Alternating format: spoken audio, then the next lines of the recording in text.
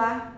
Ele já atuou em inúmeras peças teatrais e já participou de novelas e outras produções na Globo, no SBT e na Record. Eu tenho a honra de conversar hoje aqui com o ator ituano Ricardo Vandré. Olá, Ricardo! Seja bem-vindo aqui ao nosso Lado a Lado. Obrigado pelo convite, é uma alegria estar aqui participando do teu programa, que eu adoro. Já falei que eu sou seu fã, não é? Opa! Então é um prazer estar aqui. Obrigado. O Ricardo já esteve conversando comigo na TV Convenção por 2 ocasiões, né, Ricardo? Foi, me lembro do programa Três Damas e um Coringa. É amigo de longa data. Pois é, uma honra estar aqui. Eu já falei que eu sou fã do seu trabalho. Vamos então falar da sua carreira. Ricardo, você acabou agora, né, em 2014, de fazer uma novela, né, Pecado Mortal? Isso. Que foi na Record. Exato. E agora, recentemente, esteve em Chiquititas, no SBT. Fazendo né? uma participação, exato. E numa minissérie Milagres de Jesus. Também da Record. Da Record. Exato, E agora, você vai dar uma descansadinha? O que você vai fazer? Todo mundo descansa, né? A gente mal sai de um trabalho já está, pelo menos, engatilhando um novo projeto, seja em TV, seja em teatro, que é o nosso celeiro, mas descansar nunca. Já tenho coisas na manga, a gente vai falar depois sobre isso, mas tem. Então vamos falar desse trabalho que você fez o ano passado, né? Da novela Pecado Mortal. Você fazia um personagem que se chamava Vegetal? O Lombardi e os seus nomes, né? O Lombardi é incrível, ele tem essa coisa de criar nomes interessantes. Na verdade, é o segundo trabalho que eu faço do Lombardi, o primeiro, que foi Pé na Jaca, o personagem se chamava Fininho. E agora, na Globo, né? Na Globo, isso. Uhum. E agora foi Vegetal. E era um elenco interessante porque o meu personagem era parceiro do Mineral. Interessante. que é o André Ramiro, que ficou muito conhecido com Tropa de Elite. Né? Que era o Matias do Tropa de Elite, que era o meu parceiro na novela. Então vamos ver um pedacinho da atuação do Vandré na Pecado Mortal como Vegetal. Vai lá. O que esse carro tá fazendo aí? O seu amigo ali que liberou. Foi falar com o Otávio? Quem pediu foi a morena dele. Pra ela a gente libera, né? Tu não pode ver um saco que já vai puxar. Não é assim não, a mulher aí é moradora da favela. Que cometeu um crime, vai pra polícia. Acho que a senhora esqueceu a luzinha em cima da viatura, dona polícia. Não sou da polícia, sou promotora. Bem que eu achei que Tira não usasse salto. Ninguém vai levar ninguém daqui não. Se tentar me impedir, eu te dou voz de prisão. Pode dar a voz que quiser, mas daqui não sai. Foi um trabalho interessante de fazer, você pode ver pelas roupas que foi um trabalho de época, a novela se passava na década de 70, tratava de um assunto que para mim era desconhecido, que é o jogo do bicho. Né? Muito interessante porque falava do momento em que no Rio de Janeiro o jogo do bicho perde espaço para o tráfico. Né? Uhum. E muitas famílias que trabalhavam com o jogo do bicho começam a ter essa proximidade com o tráfico. Então é uma novela interessante. Como sempre eu sou muito fã do Lombardi, me canso de dizer isso. Acho que as novelas dele têm cor, têm agilidade e sempre tocam em assuntos que são importantes para a sociedade. Então foi um prazer fazer, conheci grandes e fiz grandes amigos nesse trabalho. Além de conhecer uma nova emissora, porque até então eu só tinha feito trabalhos na Globo. O primeiro trabalho na Record foi Pecado Mortal. Então, conheci... E agora Milagres de Jesus, né? Logo depois, eu terminei de gravar a novela em março, maio, não me lembro exatamente, acho que em maio a novela acabou. E em junho eu fui chamado para fazer 2 episódios de Milagres de Jesus. E aí um trabalho muito mais diferente ainda, né? Porque é um trabalho esse ainda mais de época. E você fez que personagem? Ele se chama, o episódio se chama Mulher Samaritana, inclusive que conta aquela história, né, bíblica da mulher samaritana. Eu fiz o último marido dela, né?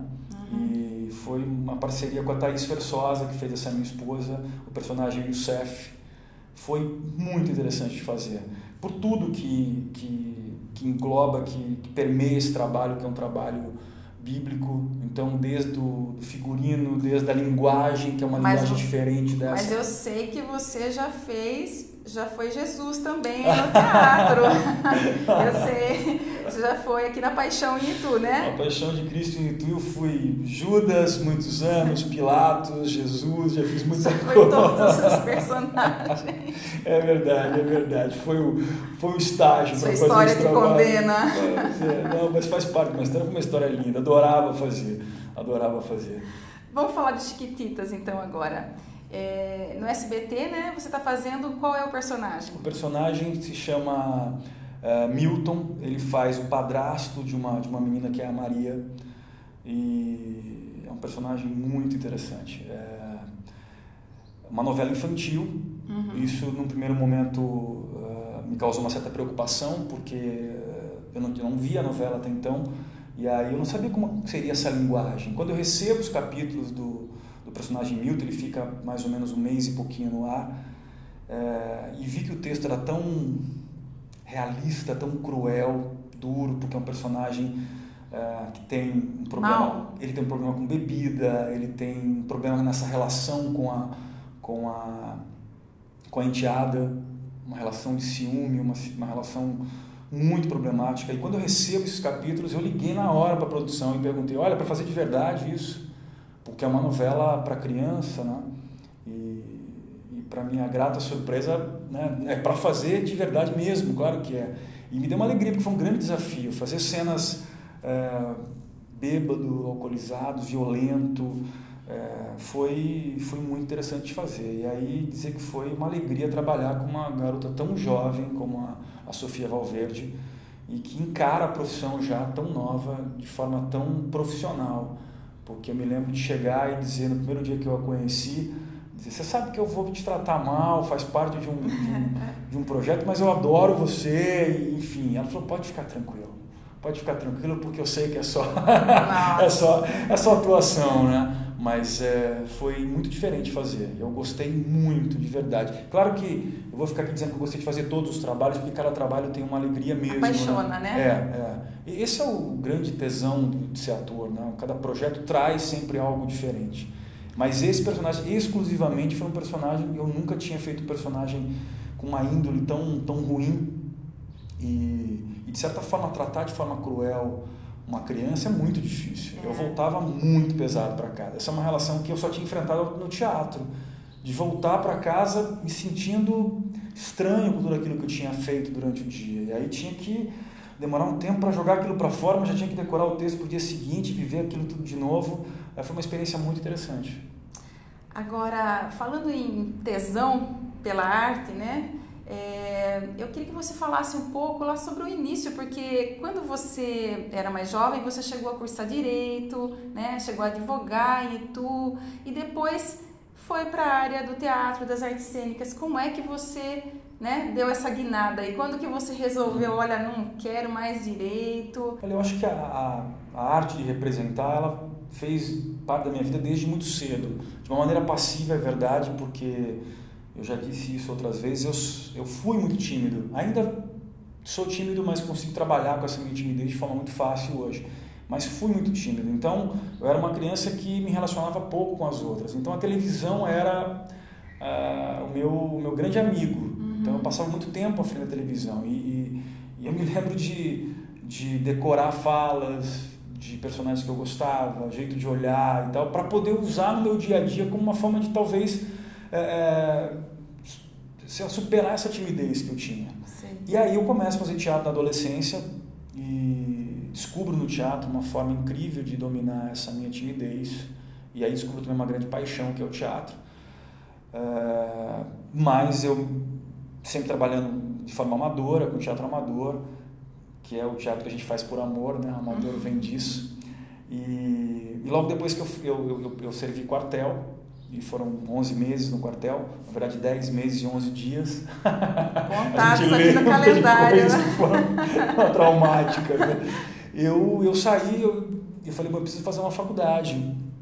E como eu já tinha um certo trabalho no teatro, e falei, cara, não sei se eu quero fazer uma faculdade de artes cênicas. Eu não sei, sabia da dificuldade que era trabalhar com teatro, e sempre também gostei dos filmes de advogados, né? Filmes de júri, aquela coisa toda me apaixonava muito. Que não tem nada a ver com o júri no Brasil, né? Pois é, exatamente. Mas aí eu falei, pô, eu vou de repente... E foi incrível fazer a faculdade de Direito, uma faculdade que te dá uma visão de mundo, de vida incrível. Eu fiz a faculdade curtindo muito, continuava fazendo teatro de forma amadora, então o teatro nunca me deixou. Mas aí fui advogado, advoguei durante 5 anos, com escritório próprio, durante 3 anos, 2 anos com empresa, até que aquela paixão e você ter o pé em 2 canoas, né? Aí eu comecei um momento que eu tinha que optar, porque como fazer para estar em cartaz no final de semana, ou participar de cursos, workshops, tentar uma carreira, por exemplo, na televisão, que eu teria que me lançar e ir para fora, com clientes, com esse dia a dia que a gente sabe o quanto é complicado os advogados, né, nesse país. A advocacia é uma profissão ciumenta, não dá para conciliar muito, né? É muito difícil, uma dedicação exclusiva. Eu vejo amigos que se formaram comigo, que estão na batalha, e o quanto ainda hoje, né, 20 anos depois, dizem, cara, como é duro, e cada vez mais você fica envolvido com aquilo. Claro, seus clientes estão aí, um processo hoje demora tanto tempo para ser julgado, né? Infelizmente, essa morosidade da justiça que continua atrapalha muito tudo, então eu tive que escolher, e aí eu não tive dúvida, eu fui fazer aquilo que era a minha grande paixão, né? Foi aí difícil. Você ficou um tempo só com teatro, tentando alguns trabalhos na TV. Ele aconteceu até, como é que você começou? Até rapidamente, quando eu decido deixar o direito e ficar com o teatro, eu já sabia que era muito difícil viver exclusivamente de teatro, infelizmente, no nosso país. São poucos e incríveis, né, os que conseguem, e é uma luta. Eu tento também, é muito difícil. E aí eu falei, bom, vou tentar, até porque eu já não era mais tão novo, e eu vou tentar televisão, independente de qualquer coisa, vou continuar com o teatro, mas vou tentar. E não foi sorte não, porque a gente se coloca numa posição, fiz por merecer também, batalhei, procurei pessoas, procurei entender como é que poderia funcionar uma oportunidade na TV. E aí o Lombardi, o Carlos Lombardi, né, dele que eu estou falando, me deu essa oportunidade. Eu comecei como elenco de apoio em Pé na Jaca. Que você fazia um personagem que se chamava Fininho. Fininho, pois é, trabalhava numa padaria com os queridos Rodrigo Lombardi, com Pasquim, Mohamed, o grande querido Elias Glazer. E aí, por coincidências, aí sim o Lombardi começou a escrever o meu personagem. Teve também uma situação do Elias ter alguns problemas durante a novela, alguns problemas físicos. E o Lombardi começou a escrever pro Fininho, o cara que era o elenco de apoio ali, e palavras do próprio Lombardi. Ele disse, eu comecei a escrever e você começou a falar e começou a me convencer de que você merecia oportunidades. Eu continuei escrevendo, e desde lá, inclusive, eu fiz uma série do Lombardi, e agora essa novela, quando ele foi para a Record, a primeira novela da Record, ele também me chamou para testes, eu acabei fazendo esses testes, o Avancini aprovou e eu pude fazer. Então, eu devo a muita gente. Se eu fosse citar todas as pessoas que me ajudaram nessa minha luta para chegar onde eu cheguei, chegar onde eu cheguei não parece também dizer que, nossa, cheguei e acabou, porque é uma luta diária, diuturna, de construir, porque o que ficou para trás ficou. A minha história a gente conta aqui, mas ela pouco vale pro futuro. Sempre uma nova luta, sempre um novo trabalho, sempre novos testes, e você vai bem em alguns, não vai tão bem em outros. Né? Muitas vezes você vai bem e o perfil não é aquele. É uma concorrência muito acirrada, de muita gente talentosa e também, infelizmente, de muita gente que não é talentosa, mas que busca nessa área simplesmente ser celebridade. Né? Vamos ver um pedacinho da sua atuação como Fininho, né, no Pé na Jaca? Vou lembrar. Vamos lá, agora. Vamos lá.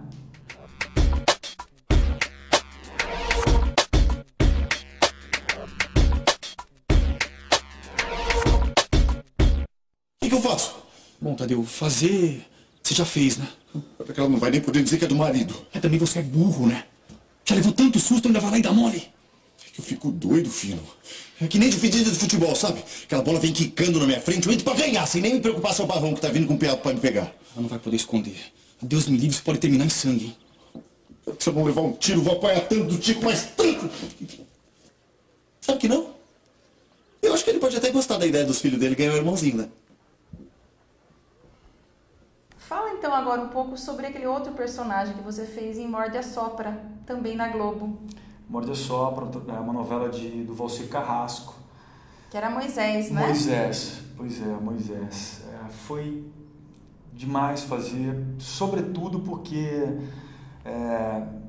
eu pude conhecer uma figura incrível que é a Narjara Tureta, né, que tem uma história também interessantíssima de vida. Começou criança em Malu, mulher, como filha da Regina Duarte. Verdade. Fez um sucesso estrondoso na época e depois ficou muito tempo sumida. Né? Ficou no ostracismo muito tempo mesmo. Muito tempo. E ela retorna também com uma oportunidade do Valcir, né, que a chamou para fazer a novela.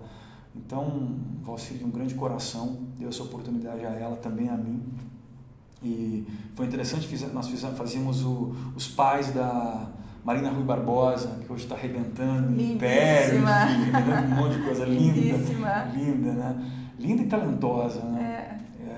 Então foi interessante, eles tinham um segredo muito interessante, né? Porque eles tinham vendido a filha, foi muito legal fazer.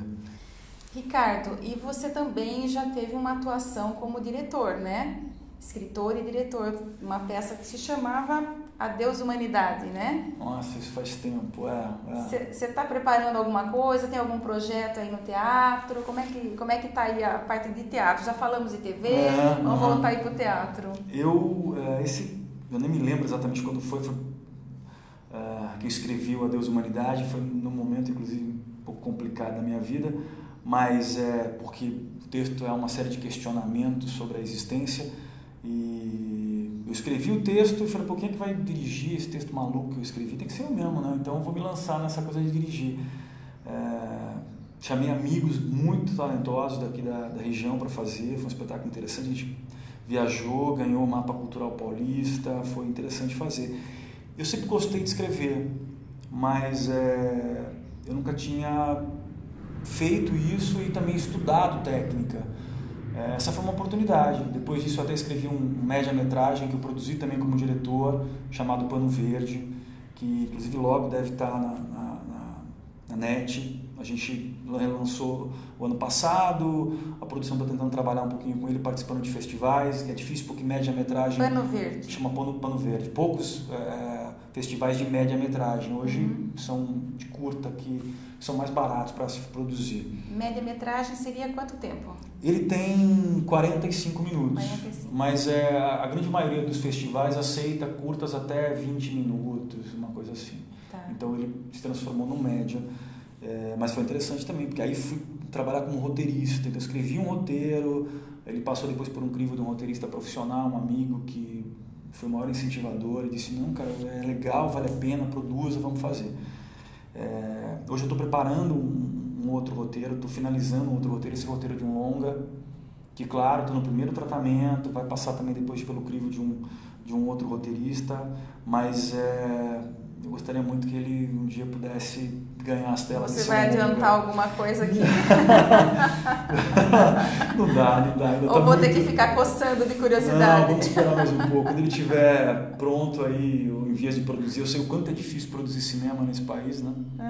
É muito complicado, mas vamos tentar. Agora, o teatro mesmo, e depois direção, eu sempre gostei de dar aulas de teatro, né? Dividir o pouco que eu sei e também acrescentar o tanto que os alunos trazem de conhecimento. Então, sempre que eu posso, eu ministro cursos livres de teatro, trocando um pouco dessa técnica, mais da prática, inclusive, teatral. E aí toda a finalização de curso monta-se um espetáculo. Então, me lembro de ter dirigido Molière, Médico à Força, recentemente uma adaptação graciosa de Romeu e Julieta, com os meus alunos. Então, eu gosto muito de permear também por esse momento. Devo, ainda esse ano, de novo, fazer alguma coisa assim, um curso livre, alguma coisa. Estou buscando fazer de uma forma diferente agora e buscar parceiros para realizar e fazer isso gratuitamente, para que os alunos possam não arcar com o curso e com os custos dessa produção. Eu estou produzindo um espetáculo agora, a gente está no começo, está na fase de captação ainda, mas é um espetáculo do Sérgio Rovere, que é um diretor, inclusive, premiado. Esse texto é um texto premiado no Prêmio Shell, que é a grande premiação de teatro desse país, que se chama Abre as Asas Sobre Nós. É um texto incrível, uma produção que eu estou fazendo com um parceiro do Rio de Janeiro também, metade dos atores daqui de lá, então tem Fábio Vilaverde, o Guilherme, o diretor é o Henrique Tavares do Rio de Janeiro, uma galera muito interessante, e isso sim deve acontecer aí para o segundo semestre. Fase de captação é aquela fase difícil, né, que você procura as empresas com PROAC, com Lei Rouanet, vocês, empresários, né? Observem com mais calma, percebam que vale a pena, né, apoiar e apostar em cultura nesse país, o retorno é interessante. Quem quiser apostar, né, quem quiser colaborar, quiser ajudar na produção financeiramente, você tem algum contato? Claro, é verdade, sem dúvida. Entra em contato comigo, a gente pode marcar uma reunião para apresentar o projeto. Hoje ele quando ele está em fase de captação, ele tem Lei Rouanet e PROAC, portanto, imposto de renda ou ICMS, abatimento de 100% de um ou de outro. Então eu vou deixar o meu Facebook, ricardo_vandré@hotmail.com, e também meu e-mail, ricardo_vandré@hotmail.com. Quem tiver interesse, entra em contato, a gente marca uma visita, leva o projeto, que é muito interessante. Ok. Ricardo, muito obrigada, parabéns pelo sucesso que você está fazendo e volte sempre. Obrigado novamente pelo convite, foi um prazer estar aqui. Obrigado. Foi meu. E obrigada a você que nos acompanha aqui no Lado a Lado. Se você gosta, curta, comente, dê um like e escreva para mim, ladoalado@uol.com.br. Até o próximo.